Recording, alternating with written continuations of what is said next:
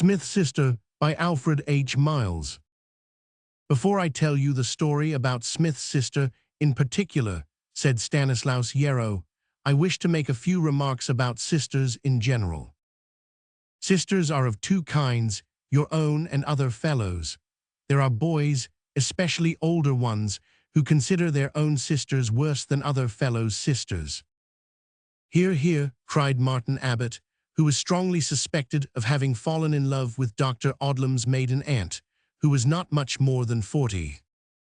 But the general opinion amongst boys is that all sisters, all girls, in fact, are muffs and nuisances. So they are, agreed a number of voices cordially. I thought so myself once, but Smith's sister taught me to take a higher view of girls. I admit that they have defects, they can't help them.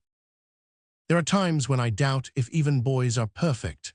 I freely admit that there is a certain amount of idiocy in the ways and manners of girls in general. Far be it from me to deny that they squeak and squeal when there is no occasion for squeaking and squealing. There is no use in denying that they are afraid of mice. Even Smith's sister visibly shuddered when I offered to give her my biggest piebald rat to be her very own forever. But we ought to be charitable and try to overlook these things, for, as I said just now, they can't help them. What I insist upon is that there's real grit in girls all the same. This is how I work it out. Smith's sister was a brick. Smith's sister is a girl. Therefore, as one girl can be a brick, so can other girls, other sisters, be bricks. Now for my true yarn. To separate the circumstances of the story from the story itself, I will first give you the circumstances. Smith and I lived next door to each other and were close chums, especially at intervals. He was a very generous chap. He'd give a friend anything he'd got. When he was laid low with illness last summer, I slipped into his bedroom by way of the veranda to have a look at him, and he gave me the scarlet fever. He was such a very generous chap that he never wanted to keep anything all to himself. The fever stayed with both of us as long as it could, and left us a good deal weaker than it found us.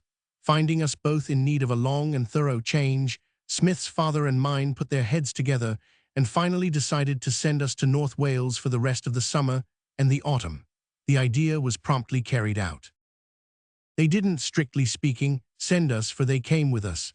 In fact, it was quite a carriageful of us that steamed away northwest from Paddington, namely Smith, myself, Smith's father and mother, my father and mother, a number of boxes, portmanteaus and parcels, and Smith's sister. I put her last because at the time she was last in my estimation. We had a lovely journey to a lovely little out-of-the-way and out-of-the-world station, which was spelt with all consonants and pronounced with 3 sneezes, a cough, and 2 gasps. From the station, we had a long drive to the remote farmhouse in which our fathers had taken apartments. In this delicious old farmhouse we soon made ourselves, Smith and I, quite at home. It was in a beautiful valley. Tremendous hills rose all round it.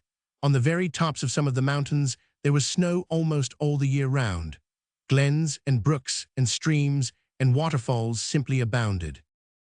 After a fortnight, our 2 fathers had to return to London, leaving behind them our mothers, us, and Smith's sister. Oh, what a time we had then! Smith shot me by accident in the leg with the farmer's gun. Smith himself got almost drowned in 2 different streams, and was once carried over a waterfall and dashed against the stones. On all 3 occasions, he was getting black in the face when pulled out. I fell down a precipice in the mountains and was rescued with the greatest difficulty. On another occasion, a neighboring farmer caught us trespassing and thrashed us with a stick till he was too tired to hold it any longer. Smith got bitten by a dog supposed to be mad, and a horse kicked me in the stomach. All was gaiety and excitement. Ah, when shall we have such times again? We made inquiries as to whether we were likely to catch scarlet fever a second time. Now Smith's sister screamed at our accidents. She was afraid to join us in any of our adventures. She was as old as myself and only a year younger than Smith, but as timid as a chicken, or so we thought her, for so she seemed.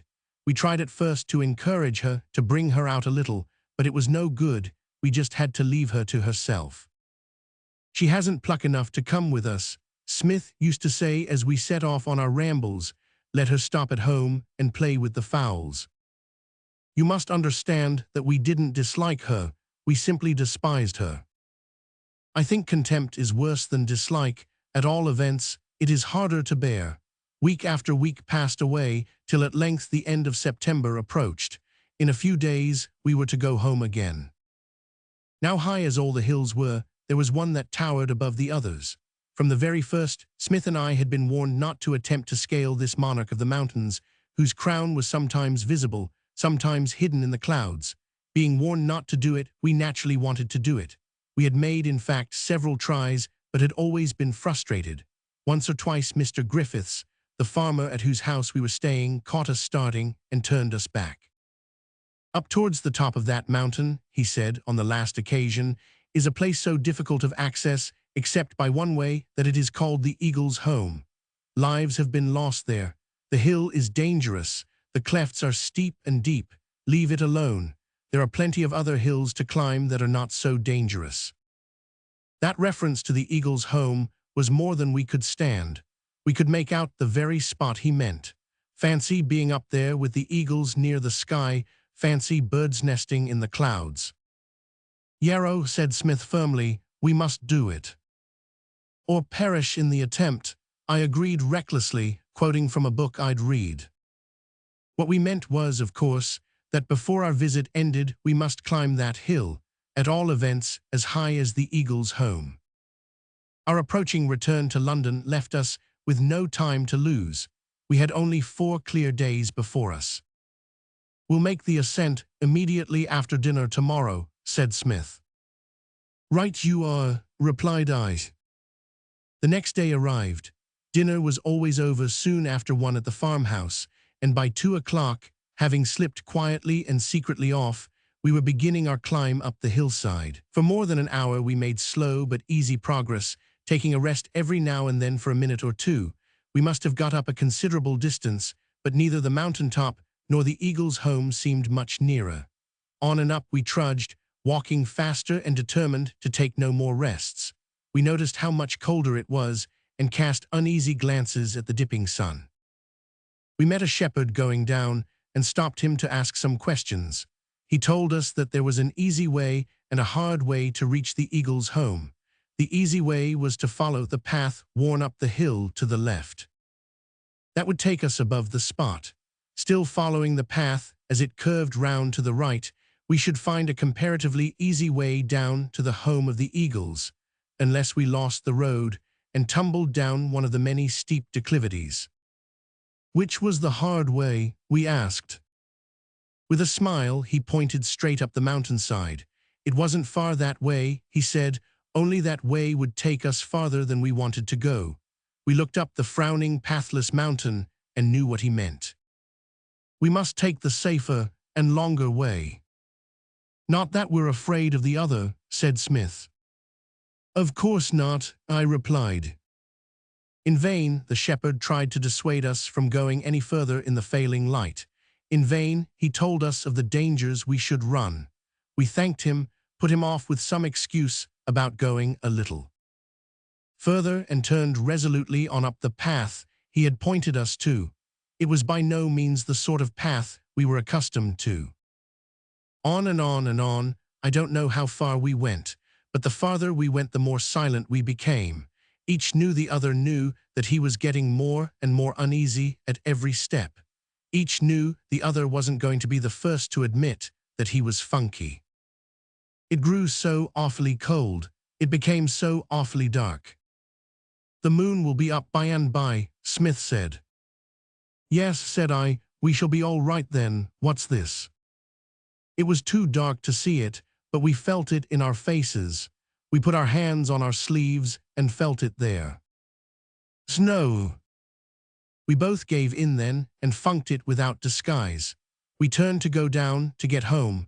We tried at first to disbelieve it, but it wasn't long before we both gave up the pretense. We're lost, we cried together. That was just our position.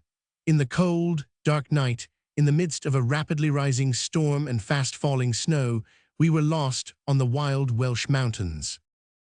We stumbled about, For a long time, I don't know how long, but it was a long time, we stumbled about. That is the only expression I can use, for soon we didn't know whether we were moving up or down, left or right. We were so numbed, so bewildered. It was so cold up there, though October had not yet set in, that we had a vague idea that if we didn't keep on moving, we should be frozen still, meeting the fate of many other mountaineers. You must bear in mind that we had nothing to eat, nothing to drink, and only our summer clothes on. Neither of us had a watch, so we could only judge what the time was. Smith's hope that the moon would soon rise hadn't been realized, for everything above was as dark and black as everything was beneath. At last a frightful thing happened. Our feet slipped at the same moment, and the next moment we were both falling through space. My previous slip down a precipice was nothing compared with that awful fall in the darkness.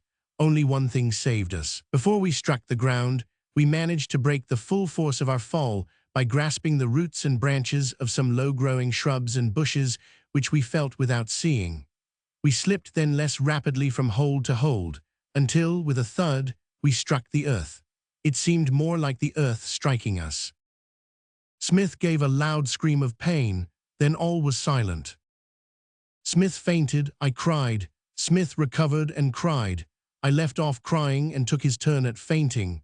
There's nothing like telling the truth. We both prayed. I won't tell you about that, because praying is a thing to do, not to talk about. We didn't move about anymore. That fall proved that moving about was too dangerous. Poor old Smith couldn't move. He couldn't even stand up.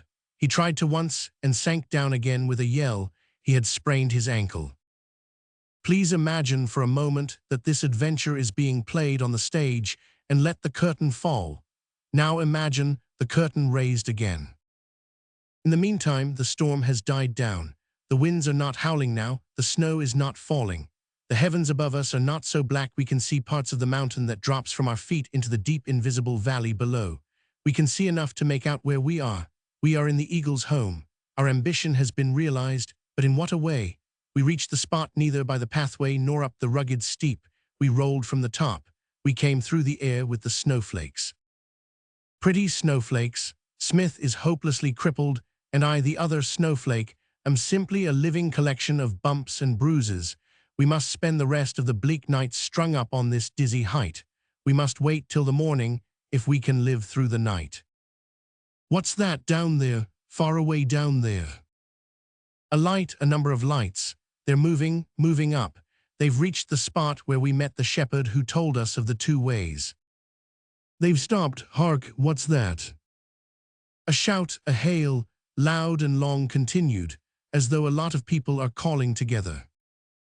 Hurrah, we're saved. The farmer has turned out a rescue party to find and save us. Hurrah. Gathering all my strength, all I have left, I answer the hail. Smith joins me as well as he can. Once, twice, thrice we shout. We catch the distant cry that tells us we have been heard. For a minute the lights are stationary. Then, their bearers sending up another great hail, as though to tell us they know where we are and are coming. We see the lanterns flashing forward up the track, which leads above our heads, and then round to the eagle's home. Mr. Griffiths, who knows the hills as well as he knows his own farm lands, has told them where we are from the direction of our frantic voices. So cheer up, Smith, they're coming. But they'll be such a long time coming, and we're so cold and numbed.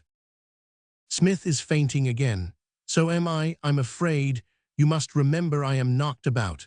It will be such a long time before the coming help reaches us. Will it? Then what's that solitary light stealing up the jagged steep below us? Who is it coming to us by the hard way, straight up the precipitous mountainside? It must be Griffiths. He's crawling up the rough boulders. He's clinging hold of roots and branches, swinging himself over the clefts. The shepherd said it couldn't be done, but Griffiths is doing it. How torn his hands must be. I can't be quite fainting, because I can see that Griffith's lantern is coming nearer and nearer. Listen, I can hear his voice, only it sounds such a weak voice. That is because I am getting so weak now myself, though I manage to call back, that Griffiths may know just where we are. Griffiths has reached us. Griffiths is attending to poor old Smith. Now he's got his arm round me. Griffiths is pouring a cordial down my throat that brings life back into me. I can feel my heart beating again. I'm better now. I'll shake Griffiths by the hand. I dare say I shall by and by, but this is the hand of Smith's sister. The strain of this theatrical style and of the present tense is more than I can stand any longer, so I hope it is quite clear to you what had happened. Just a few words to sum up. When the rescue party formed by Mr. Griffiths, as soon as it was obvious that Smith and I had lost ourselves, set out, Smith's sister set out with them. Griffiths ordered her back. She went back, collared a lantern and a flask all to herself, in view of the party separating. What a thoughtful girl! Followed and rejoined them. When they stopped and halloed to find whereabouts we were, he ordered her back again, but not until she had heard the hasty consultation which resulted in the party sticking to the safer way to us. She heard about the two ways, and she dared the one that everybody else was afraid of. The ascent up the mountain's face was suggested, but only Smith's sister had the pluck to make it. This was the girl we had scorned and laughed at. This was the girl whom we had told to stop at home and play with the chickens. About an hour after she reached us with the first help that may have saved our lives, we saw the lights of Griffith's party on the crest above us. We exchanged shouts, and they let down a rope at once and hauled us up. Long before this, Smith's sister had bound up his injured ankle neatly and lightly with her own handkerchief and our handkerchiefs. You should have seen the farmer's face, and indeed the faces of all the others too, when they realized how she had reached us. It is all very well for her to say that she didn't know what she was doing, that she couldn't have done in the light what she did in the dark. All I am concerned with is the fact that she did do what I have told you she did. Referring to the proposition I laid down soon after I started, about there being real grit in girls after all, you will understand what I meant when I wind up my yarn with the familiar quotation, Q.E.D.